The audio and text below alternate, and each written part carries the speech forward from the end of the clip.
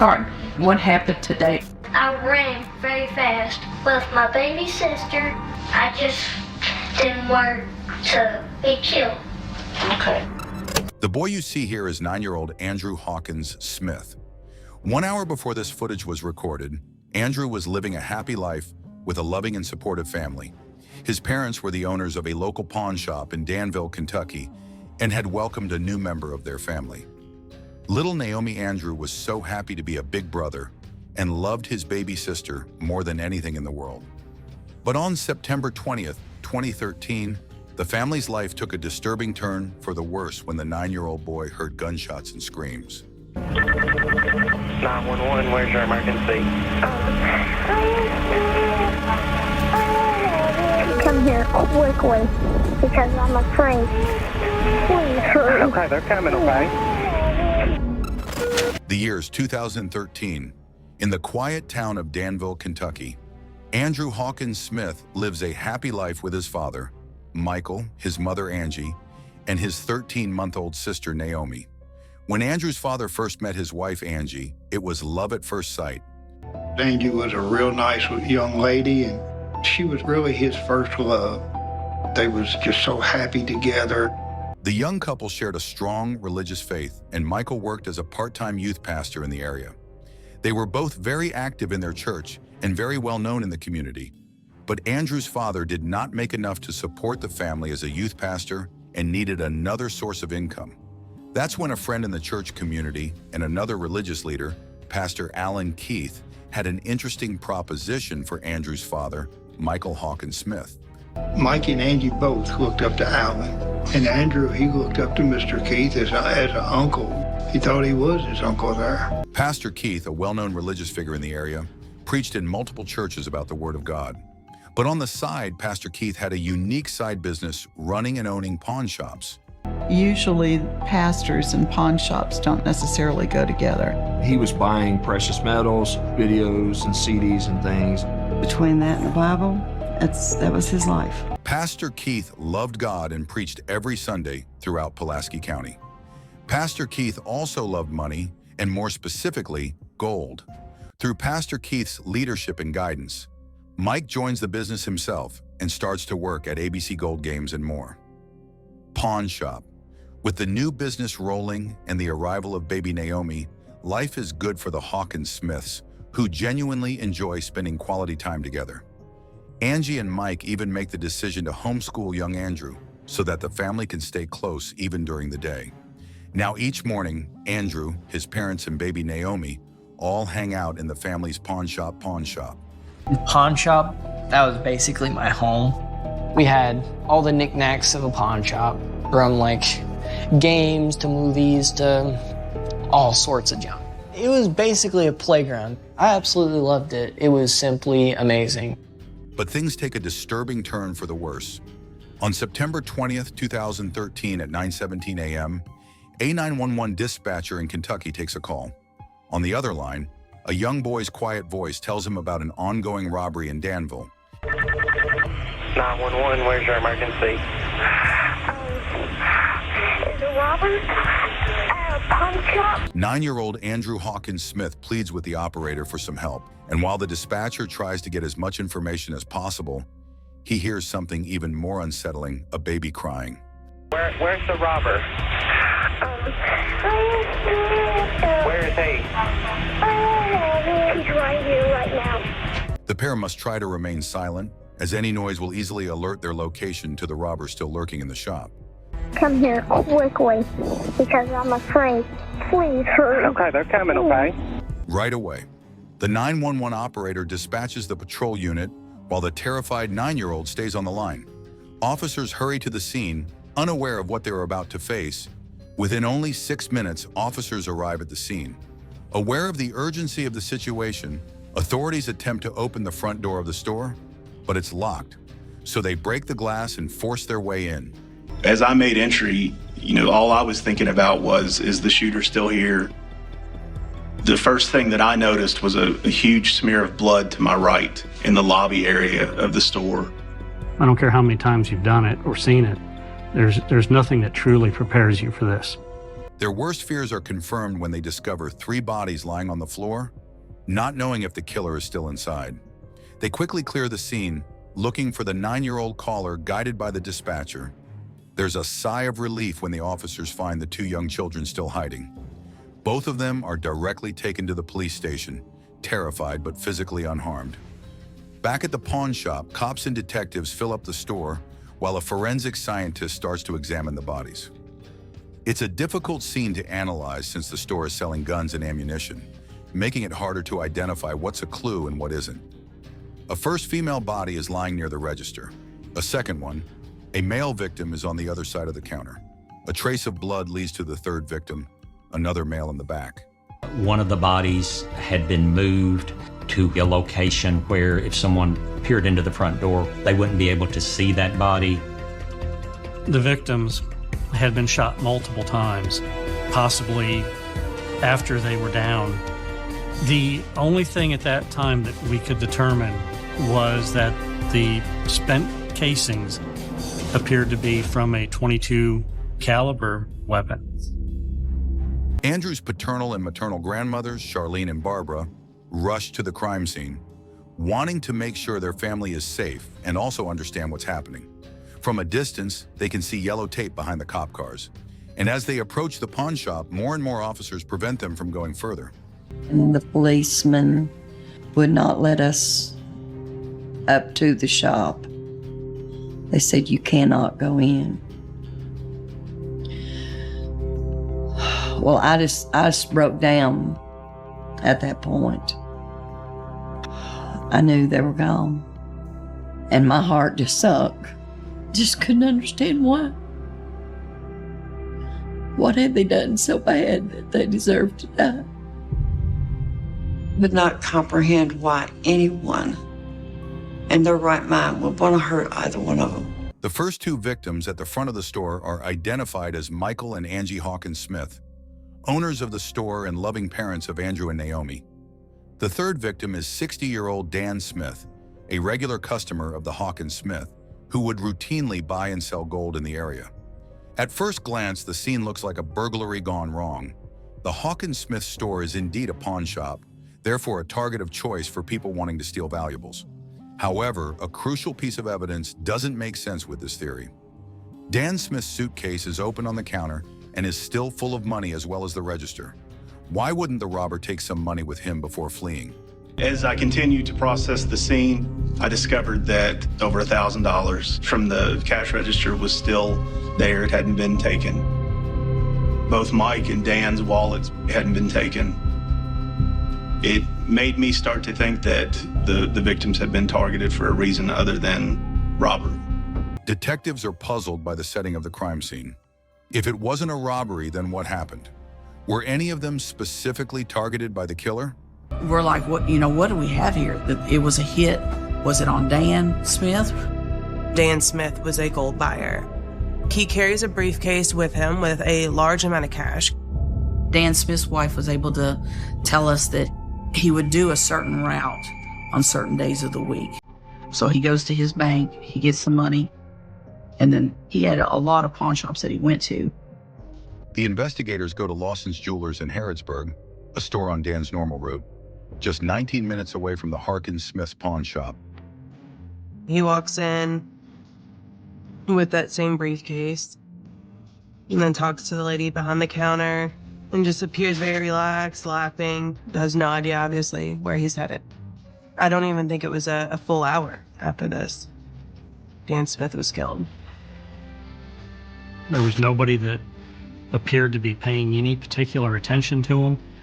There was nothing that stood out.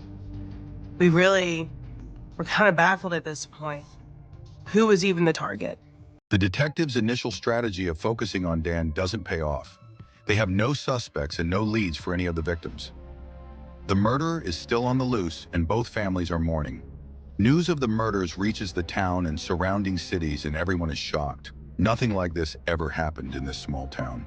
2 young children are without their parents tonight after they were murdered inside their Danville, Kentucky pawn shop. That store is located just blocks from Center College. As Matt McCutcheon reports, one of the kids called 911 and shielded his sister from the violence.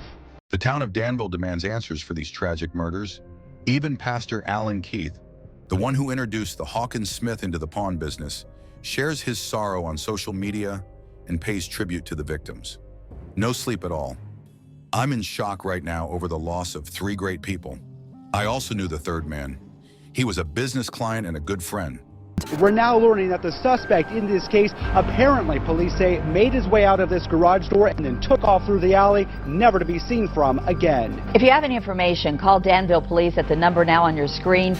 There's no time to lose for the police as the killer is still on the loose, but they still have no clear motive or even a specific suspect at this point. Andrew could still be a target without the cops even knowing why the young orphans are now being protected by authorities at the police station and will soon go under the care of their grandparents. Everyone in the quiet town is still baffled by who would want to harm both families and end the lives of these young children's parents. Officers struggle to figure out what their next step will be when a call comes in with a promising lead. I'd gotten on Facebook and noticed, homicides in Danville, Kentucky pawnshop. And immediately my heart sunk because I thought a friend of mine still owned that shop, Alan Keith. So that's when I called him. Immediately as soon as I started talking to him, it was an odd conversation. Once Kenneth Allen's name was mentioned, we started looking, okay, who is this guy? He was involved in the pawn shop business. He had one in Somerset, Kentucky. And he was a pastor of a small town church in Pulaski County, Kentucky. He appeared to be loved by his local congregation. That was kind of a common denominator for everybody involved, as they were all heavily into the church, either as pastors, ministers, leaders, just in a church. Brother Harold, he said, I feel horrible because he said, I got Mike Hockensmith into the pawn business. The caller explains that one of his friends, Pastor Kenneth Allen Keith, had made suspicious comments about the case. When I called Alan, it kept getting weirder and weirder. Pastor Keith, who lives in Somerset, roughly 50 minutes away, just happened to be in Danville on the day of the murder. On September 20th, he drove 43 miles to get his wife's prescription in a local pharmacy where he wasn't a regular. I said, you were in Danville? He goes, yeah. He says, I was in Danville to pick up my wife's prescriptions. Alan's given us detailed, step-by-step description of where he was that day. Now I'm freaking out because I'm thinking, why are you telling me this? So pretty much Michael and Angela were innocent bystanders. And then he said they weren't innocent. They cost me a lot of money. The investigators keep digging into his life and go through Pastor Keith's finances. They soon learn that he had once been a full owner of the pawn shop, but because of debt and poor finances, he was forced to give up ownership to Mike and Angie Hockensmith. Kenneth felt cheated. He felt that that pawn shop should have been his, and that Hockensmith basically stole it right out underneath his feet. The motive is finally revealing itself, but there's a problem. Around the time of the crime, Pastor Keith was supposedly buying medicines for his wife. If his alibi was confirmed and he was seen on the video cameras, he could be ruled out completely from being the murderer. I was in Danville, but I was at the pharmacy. I'm standing in the pharmacy while all this happened.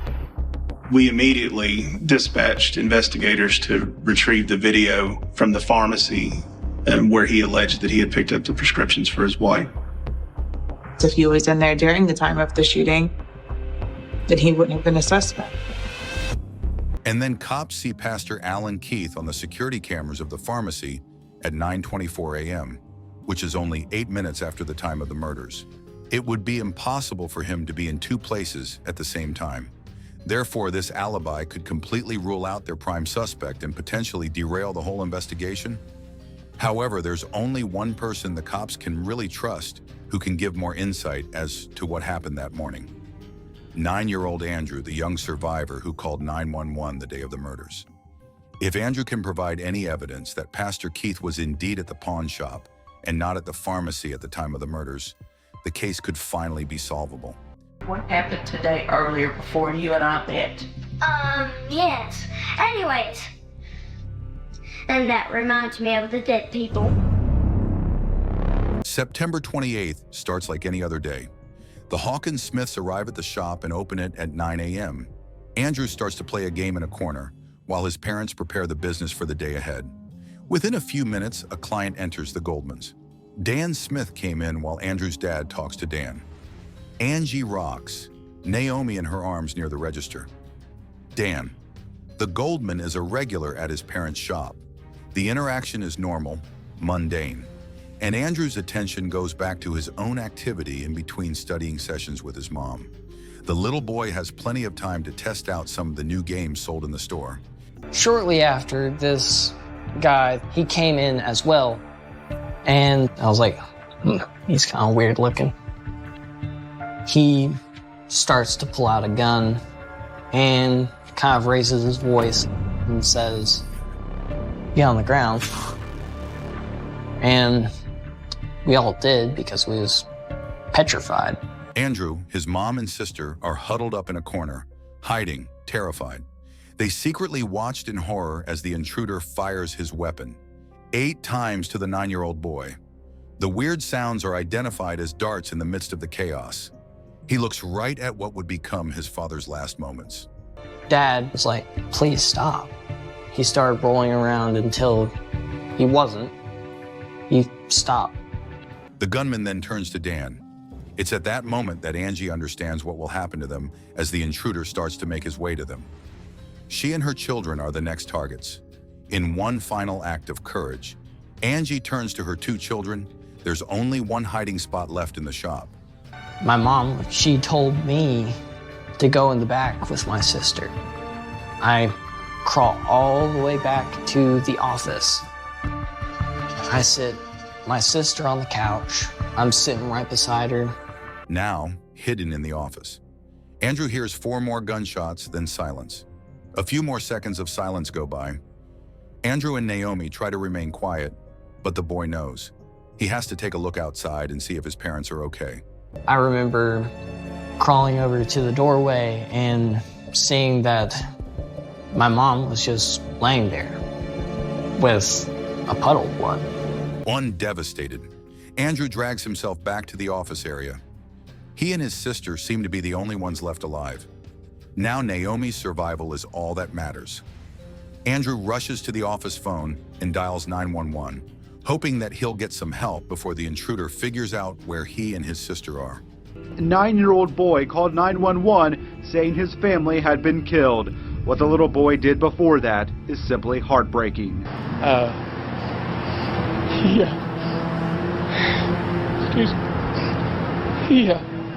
He grabbed his little sister up and he carried her in the office and he covered her with his body.